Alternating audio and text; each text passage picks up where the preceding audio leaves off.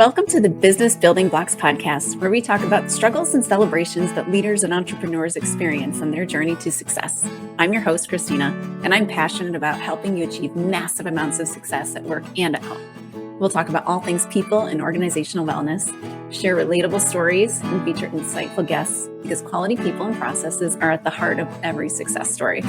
Ready to learn, grow, and have fun? Let's dive in.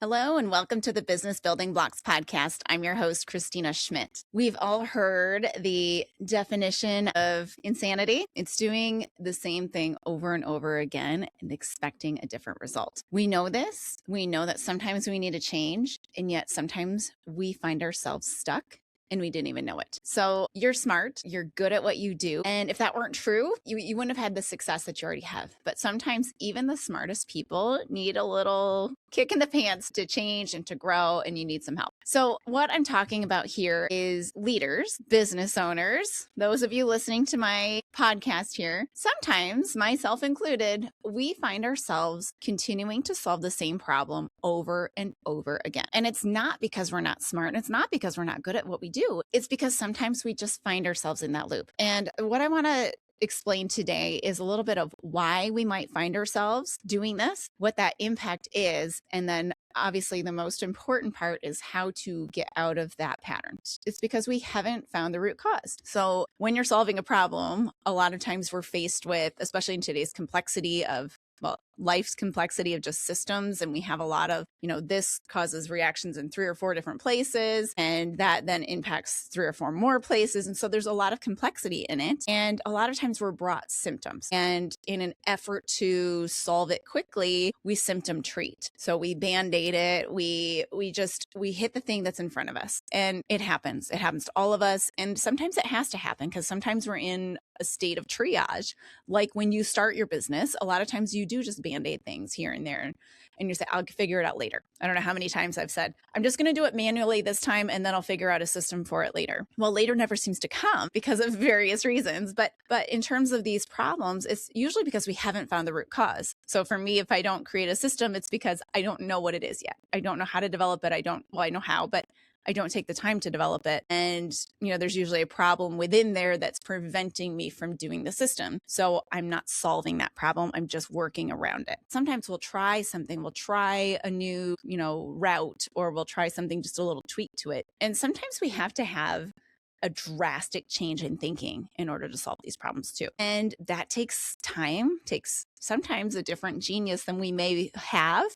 And it takes actually looking at it. So that leads us to the second reason that usually we continue to find ourselves solving the same problems over and over. It's because no one's looking at them. So either we haven't noticed, or we've noticed and we haven't taken the time to do anything about it. So I see this a lot especially in leaders or teams that have a lot of the ET geniuses and maybe not a lot of the higher up ones. You're actually very naturally wired at getting through the adversity. So you're faced with something, you deal with it, and you get through it. And that is a huge gift because we have to have that perseverance to get through things. And we have to do that in order to get our businesses successful, in order to push through tough times. But sometimes we do need to go higher up in our genius levels, and we need to say, is this really the right way to do this? Or what if we did it completely differently? And when we take the time to actually do that, now we can solve the problems. Now we can get to a permanent solution, a permanent process or system, and move forward. So we're very good at doing some things, right? But sometimes we need a little help from our friends, and we need to lean on them to help us solve the problems permanently. So we're not spending the time doing it over and over. So what's the impact of doing this? What's the impact of not addressing these problems and just working through them because we're good at doing that? What's the impact of that? So first of all, we're wasting time. Like if you're solving the same problem every single week, or doing the same system that could be automated manually every single week, that's a waste. So that you spend, it could be 1 hour, it could even be 15 minutes, right? But that time is spent doing something that does not need to be done. And that time could be spent on growing your business, or on developing a team member to, be a leader, or developing them to be a better engineer, or meeting with a client or getting meetings with new clients or potential new clients to grow your business some more. So that time is not being spent on anything value added. It's being spent on waste. So huge difference, because not only are you spending this time doing this thing, but you have loss of opportunity as well. Number two, when we don't solve problems and there's people that see them, even if we don't, we will lose those people. We will lose great people when we continue to let things fester. We continue to not move forward or to not grow and to not change. We'll lose those people. And then number three, what's this impact? That those who do stay will learn to say, why bother? They'll learn to overlook the problem because that's what we've taught them. The impact of what the leader does and how the leader treats problems is so trickles through the entire organization. If we cover them up, that's what everyone else will do. If we overlook them, that's what everyone else will do. If we solve them and say, no, let's stop, let's fix this right instead of band-aiding it, that's what they will learn to do. So we have to look at ourselves sometimes first and say, what am I doing? How am I overlooking this? And sometimes, once again, we are wired to do that. I'm ED. I am wired to just push through because here's the process and we go, right? That's, for whatever reason, I'm wired that way. Sometimes some of it is the ED, some of it is a little bit of other things, but we forget to pause and to look. And we need to surround ourselves with people with those other geniuses, particularly in this case, a W and an I. You need some of that in your life to help you look and say, well, we could do this differently and fix those problems. So we don't sit there and spend the time wasting time losing great people and teaching the people that stay that it doesn't matter. So here's the crux of it. What do we do? How do we stop doing this? So first of all, as I mentioned, you need to start finding the problems. So how do you do that? Particularly if you're not wired that way. So my biggest advice to people who don't have a lot of W or I on their team is to purposely schedule time for wonder. A best practice is really to look at it quarterly and to take a pause and to really look at what you're doing. It's great to look at things that like annual projects that come up and to really say, does this still make sense to do? Does it still make sense that we do it this way? Is there a shift that actually would help us? And so to really pause, look at those annual projects, look at the processes that you're using, look at the data as well, see if it's, where you want it to be, but sometimes just question that thing that you're doing. And for those of us who are lower on the scale in the wonder genius, it is one of my frustrations, we have to force it. So schedule that time with your team, and even better, invite in some wonder into your team, because that is going to just open eyes. Because I am always in awe of people with the genius of wonder, because I find that their questions are so much more insightful than mine. And they make you think differently because their questions are just such a natural way in how they're wired that I need them to ask certain things in certain ways. And you'll find that is a huge benefit if you pause and allow your wonderers to wonder and to speak it out loud. You'll be amazed at how much impact it actually has for you. So number two, what do we do? So you need to utilize the team around you. So yes, let's borrow it, but let's let our team members own some problems too. And it's not always going to fall on your shoulders, right? That is like what delegation is.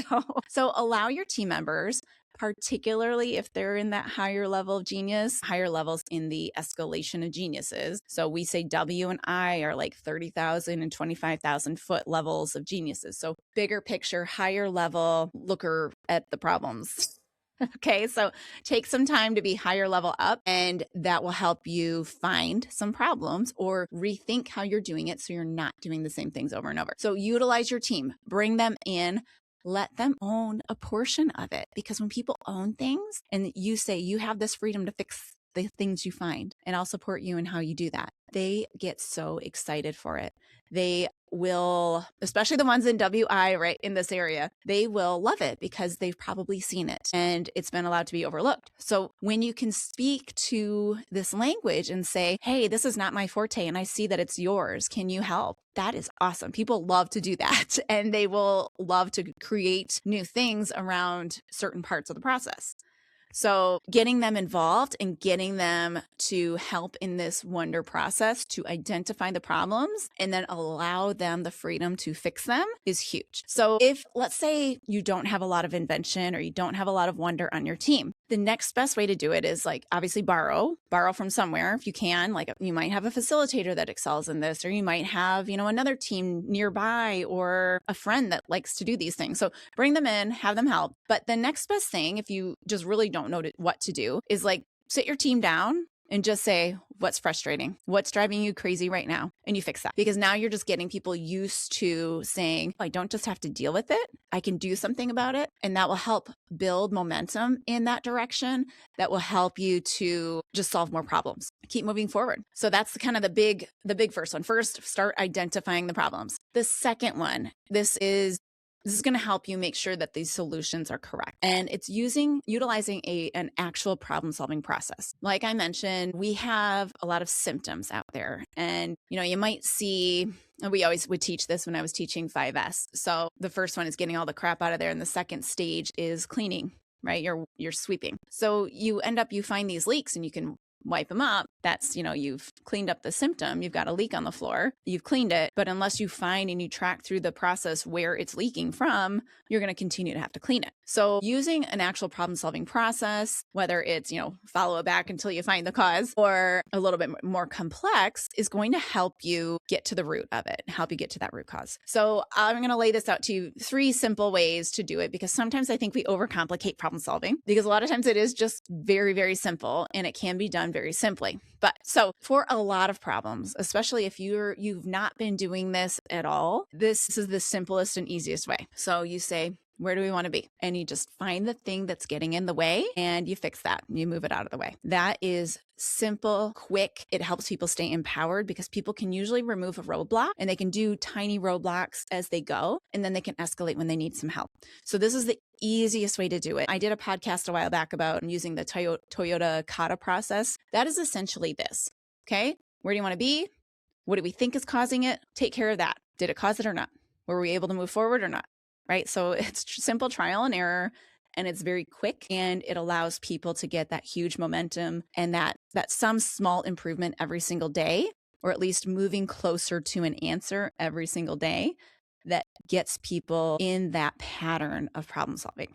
So that is my most favorite one, because it's easy, it's simple, and it starts that momentum. It's like baby goals, like mini little goals that you're setting and solving and producing something each day. Second level, a little bit more complex. You can start to use some root cause analysis tools. So if you're finding like, hey, I'm chasing this and I don't have time to spend, 15 days trying 15 different things that are in the way, let's jump into then some problem solving tools. So some stages that are helpful to go through when you're trying to solve a problem, because inevitably you're always brought a symptom. So first part is they say peeling back the onion. I've been using a lot of onion analogies lately in my work, but here's another one for you. So peeling back the onion on the problem. So starting to really just ask a lot of questions first, and trying to figure out, okay, well, what's actually the problem here? So I see this a lot when, let's say when people are having problems with their team not being engaged, right? Everybody seems really down right now. Okay, well, everybody's instinct is, oh, let's have a pizza party and we'll reconnect, and it's like, well, that's usually not the problem. So you start to ask different questions around it, and you start to say, okay, well, what's going on? Well, they had a huge change over here and things never got fixed, and so that's, peeling back the onion and kind of seeing what the actual problem is. In a more technical aspect, I used to work in a plant with automation. So there's a lot of automation. Wasn't maybe the best. I think it was one of those scope creep things and it kind of got out of hand. But there was always an issue at, we'll say, cell 5. Okay. And everybody would say, make adjustments at cell 5. So they're always working on cell 5. But until we said, well, let's step it back. Where is the setup for that happening? And what we actually found is that the way parts were coming in and pieces of it were coming in at cell 1. So 4 stages earlier, the problem was being created. And it wasn't ever noticed until cell 5. And when you had the stack up of issues and all of that.